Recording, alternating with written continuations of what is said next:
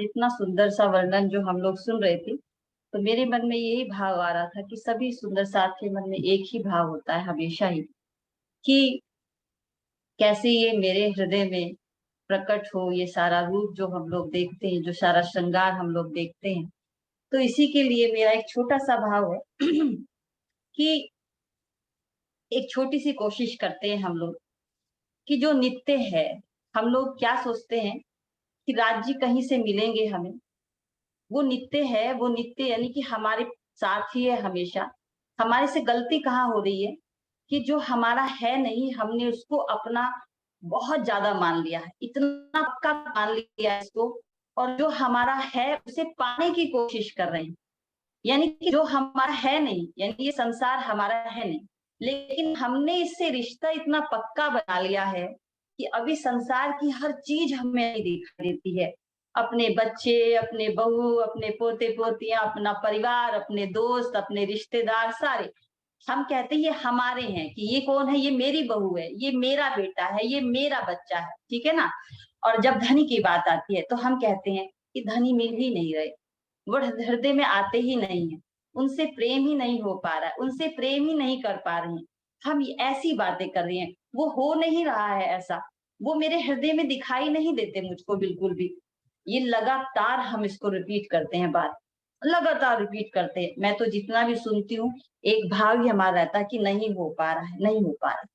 तो पहली बात तो ये कि हम इसका अभ्यास करें कि जिसको हमने अपना मान लिया है, कि जो हमसे छूटने वाला है हमेशा ही, जब से हमें मिला है वो पल पल हमसे छूट रहा है। चाहे ये जीवन मिला हो, चाहे ये शरीर मिला हो, वो पल पल हमसे छूटे जा रहा है। एक सांस अंदर जा रही है तो जीवन है, सांस वही सांस जब बाहर आ रही है तो वही मृत्यु है। यानी मृत्यु कभी ऐसे नहीं आती, मृत्यु कभी कि हम 70 के हो गए तो मृत्यु अचानक से आ गई, ऐसा नहीं होता कभी भी। मृत्यु हर पल हमारे साथ ही चल रही है, जीवन के साथ ही चल रही है। तो यानी कि क्या हो रहा है कि अभी हम जी भी रहे हैं, मर भी रहे हैं, साथ साथ सब कुछ हो रहा है। यानी कि ये सारी चीजें छूटती जा रही हैं धीरे धीरे, जो भी हमें मिली है। तो एक बात पक्की कर ले कि जो भी हमसे छूट रहा है, जो हम वो ही हमसे छूट रहा है, जो हमारा है नहीं। जो हमारा है वो कभी ना हमसे छूट सकता है, ना वो कभी पहले हमसे अलग हुआ, ना आज अलग है, और ना वो फिर कभी अलग हो सकता है। हमें बस केवल एक अभ्यास करना है इसका अपने जीवन में, कि हम नित्य अभ्यास करें इस चीज का, कि मेरे केवल प्रियतम हैं और वो मेरे साथ सदा से हैं, और वो मेरे हृदय में हमेशा से विराजमान है। और जिनको मैं अपना माने बैठी हूँ वो मेरे कभी थे नहीं। तो ऐसे नहीं कि हम उन्हें छोड़ के भागना है, हमें उन्हें कहीं, हमें उन्हें छोड़ के कहीं नहीं भागना, हमें हृदय से त्यागना होता है। हृदय से जिसकी सेवा करनी है, शरीर से सेवा करो, अपने बड़े बुजुर्गों की सेवा करो, जिनको हमारी आवश्यकता है उनके आवश्यकता की भी पूर्ति करो, जिनको भी जरूरत है उनकी जरूरत को भी पूरी करो, उससे कोई परेशानी नहीं। क्योंकि सबसे पहले मनुष्यता होती है हमारे अंदर, कि हम मनुष्य हैं तो हम मनुष्य जैसा व्यवहार करें। तो यहाँ इस बात की गलतफहमी नहीं लेनी हमें कि हमें सेवा नहीं करनी, या जिसको जरूरत है हमें उसका भाव नहीं लेना। हमें ये सोच लेना कि नहीं नहीं, इससे हमारा कोई मतलब वास्ता नहीं, मेरा मतलब तो केवल केवल राज्य से है। हमेशा एक बात ध्यान रखें, अगर संबंध राज्य से बन गया ना, तो फिर राज्य का संबंध जहां भी है, फिर वहां हमारा संबंध ऑटोमेटिक बन जाता है। फिर हमें वहां संबंध स्थापित करने की आवश्यकता नहीं होती। सबसे पहले तो बात। दूसरी बात यह है कि अभी जिन चीजों का हमें ज्ञान नहीं है, धीरे धीरे ज्ञान हो रहा है वाणी से, सदगुरु के मार्गदर्शन से, जिनका हमें ज्ञान हो रहा है धीरे धीरे। लेकिन जो चीजें हमारे पास उपलब्ध हैं सबसे ज्यादा, तो सबसे ज्यादा उपलब्धता किस चीज की हमारे पास है? सबसे ज्यादा उपलब्धता है हमारे इस शरीर की। जो साधन के रूप में हमें ये मिला है, ये शरीर, यही सबसे नजदीक उपलब्ध है इस समय हमारे पास, जिसको हम आंखों से और इन पांचों इंद्रियों से महसूस कर पाते हैं और देख पाते हैं। अब इसके पीछे, साधन के पीछे का रहस्य समझे, कि अगर राज्य ने ये साधन हमें दिया है और ये 24 घंटे उपलब्ध है, 24x7 हमारे पास उपलब्ध है, इसका मतलब है इसके पीछे का कुछ कारण है। तो जो हमारे पास उपलब्ध है उसको कैसे उपयोग में लाया जाए, उस प्रियतम को पाने के लिए और इस संसार को थोड़ा थोड़ा छोड़ने के लिए। यहाँ पर थोड़ा सा हमें ध्यान देना पड़ेगा कि संसार को हमें धीरे धीरे धीरे धीरे छोड़ना है, और राज्य की तरफ धीरे धीरे हमें बढ़ना है। राज्य हमारे पास ही है। ये तो बढ़ने का भाव हम संसार से बोल रहे हैं ये बात, कि संसार के भाव से हम ये कह रहे हैं कि हमें राज्य की तरफ बढ़ना है। तो एक्चुअल में तो सीधी-सी बात है कि जैसे संसार हमारे अंदर से घटता चला जाएगा, राज्य अपने आप ही उजागर होते चले जाएँगे। जिस श्रृंगार की हम आज बात कर रहे हैं, जिस शोभा श्रृंगार की हम बात कर रहे हैं, वो बिल्कुल सिंपल सा है एकदम, कि संसार घटे हमारे अंदर से। संसार इतना ज़्यादा बढ़ा हुआ है हमारे हृदय के अंदर कि किसी दूसरी चीज़ों के लिए हमारे पास जगह ही नहीं है। यहाँ नहीं, यहाँ तक कि जो राज्य के स्थान हमारे हृदय में है, उसको भी हम महसूस नहीं कर पाते और लगातार हम यही बोलते रहते हैं कि कुछ दिखाई नहीं देता, कुछ समझ में नहीं आ रहा है, प्रेम नहीं हो पा रहा है, उनसे जुड़ाव नहीं हो पा रहा है, उनके श्रृंगार को महसूस नहीं कर पा रहे हैं। शब्दों से महसूस करते हैं, बुद्धि से महसूस करते हैं, इसके अलावा कहीं महसूस नहीं हो रहा। तो वो केवल और केवल इसी कारण, क्योंकि हमने अभी जो एक लक्ष्य लिया है ना अपने जीवन का, वो लक्ष्य अभी इतना दृढ़ नहीं है कि इस लक्ष्य के सामने दूसरे लक्ष्य सारे हम फीके हो जाएँ। सीधी-सी बात है। जिस दिन मीराबाई की तरह मैं सुबह भी क्लास में अपनी योग क्लास में ये बोल रही थी कि मीराबाई को हम ये कहते हैं कि मीराबाई तो सिर्फ़ काल माया तक यहाँ पर थी और वो केवल आदि नारायण यानी श्री कृष्ण तक वो मानती थी अपने आप को, उन्हीं से प्रेम करती थी। मैं ये कहती हूँ कि उनकी एक निष्ठा तो देखिए आप, उनके प्रेम की एकाग्रता तो देखिए कि एक प्रेम उन्होंने उनसे किया तो केवल उनसे ही किया और उनको पाने के लिए उन्होंने क्या नहीं किया, उन्होंने सब कुछ छोड़ दिया। अपना घर-बार छोड़ दिया, राजमहल छोड़ दिया, अपना ससुराल छोड़ दिया। उन्होंने कुछ-कुछ भी सहन किया इस संसार ने जैसे भी, लेकिन उन्होंने अपने प्रियतम को नहीं छोड़ा, अपने हृदय से जाने ही नहीं दिया, किसी भी हालत।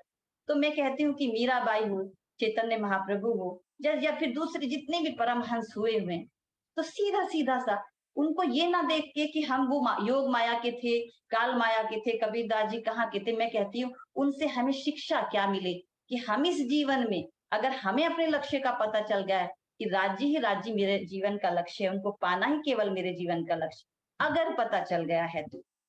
अगर नहीं अभी आप पक्का है इस चीज़ में, तो पहले इस चीज़ को पक्का करिए कि प्रियतम मेरे बस वो ही हैं। जब वो चीज़ पक्की हो जाएगी, जब उस फिर उसको, ये मैं मैनेजमेंट की स्टूडेंट रही हूँ, हमेशा ही एक बात उसमें सिखाई जाती है कि पहले एक गोल बना लीजिए और फिर उस गोल को पूरा करने के लिए सब गोल बनाइए बहुत सारे। तो एक गोल है हमारा, राज्य से मिलन हमारा सबका एक, इस जीवन का जो पहला और आखिरी उद्देश्य है, वो केवल और केवल राज्य से मिलन है। तो राज्य से मिलने के लिए फिर हमें जो कुछ भी सब गोल बनाने पड़े, चाहे हमें अपने भोजन पर ध्यान देना पड़े, चाहे हम अपनी रहनी पर ध्यान देना पड़े, चाहे हम उन चीज़ों से हमें अपने को काटना पड़े, जो चीज़ें मुझे मेरे प्रियतम की तरफ ना लेकर जा रही हूँ, जो मुझसे उनसे बिछो कर रही हूँ, चाहे मुझे फिर उनसे दूर होना पड़े, चाहे कुछ, इतना साहस अगर हमारे अंदर है, तो ऐसा हो नहीं सकता। अभी क्यों दूरी क्यों बनी हुई है? क्योंकि साहस नहीं जुटा पा रही है इस संसार को छोड़ने का। जब साहस जुट जाएगा पूरा, और जिसने भी साहस जोड़ा है देखो, चाहे आपके गुरु हों, चाहे कितने भी परमहंस हों, इस जो इस जीवन में हमने सुना और पढ़ा है जिनके बारे में, या हमने देखा है जिनको, तो जो भी हमने जिनको भी हमने जिन्होंने साहस जुटा दिया, इस संसार को दूसरे नंबर पे रख दिया, अपने प्रियतम को पहले नंबर पर जिसने रख दिया, उसने पा लिया। देखो पता हो आपके जीवन में ये बात है कि नहीं, कि जे आपने देखा, पढ़ा, सुना सबने होगा ये चीज़, कि हमने क्या किया है, हम कह रहे हैं कि राज्य से मिलन नहीं हो पा रहा है, लेकिन प्रथम नंबर पर आपने किसको रखा है? आप आज ज़रूर से ज़रूर आत्म-निरीक्षण करना इस बात का, जब रात को बिस्तरे पर बैठो तो ज़रूर से ज़रूर एक बार सोचना कि क्या मैं मुख से लगातार बोलती हूँ कि मेरे प्रियतम हैं, मेरे हृदय में रहते हैं, मैं उनकी हूँ, वो मेरे हैं, उनसे मिलने का मेरा लक्ष्य है। क्या मैं सचमुच ईमानदार हूँ अपने साथ? क्या सचमुच उन्हें पाने के लिए मैं सब कुछ छोड़ने के लिए तैयार हूँ क्या? सब कुछ का मतलब फिर सब कुछ, फिर कुछ भी नहीं। जब 100% ये भाव आ जाए मन में, राज्य कहीं दूर है ही नहीं। ये हमारे सद्गुरु भी हमें बताते हैं, वाणी भी हमें बता रही है। जिस दिन प्रेम लबालब भर जाए हृदय में उस अपने प्रेमी के लिए, उस दिन फिर मुझे नहीं लगता कि वो लक्ष्य कहीं दूर है। लक्ष्य दूर इसलिए है कि अब देखो, एक छोटा-सा एक भाव बनाती हूँ, एक सुंदर सा 2-4 लाइन बस, कि मेरे योग वाले स्टूडेंट तो यहाँ पर हैं, वो तो सुनते रहते हैं। तो तो एक सुंदर सा भाव है कि जब सखियाँ ये कहती हैं कि अभी सावन गया ना, तो सावन के लिए ही है ये बात, कि सखियाँ कहती हैं कि सब सावन भी बीत गया अब तो, अभी भी मेरे पिया मुझसे मिलने नहीं आते। लगता था कि सावन में तो आ जाएँगे, सावन में झूला झूलेंगे साथ में, हम प्रियतम प्रियतम कहकर बुलाएँगे उनको, लेकिन ऐसा कुछ हो नहीं रहा। तो वो कितना दुःख में है ब्रह्म षष्ठी, और कितनी ब्रह्मंगना कितनी दुःख में है कि अभी भी मैं इस संसार के पर्दे को हटा नहीं पाई। सावन भी बीत गया और फिर भी मेरे पिया मुझसे मिलने नहीं आए, या फिर मैं उनसे मिल नहीं पाई। ठीक है? तो 2-4 लाइन मैं आपको बताती हूँ। कि दिन नहीं चैन नहीं, रैन नहीं पिया, दिन नहीं चैन रैन नहीं पिया, याद पिया की आ, आ मेरे पिया नहीं आए,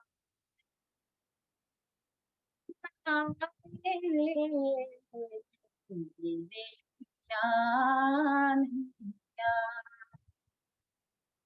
सावन बीत गयो सजनी री, मेरे पिया नहीं आए,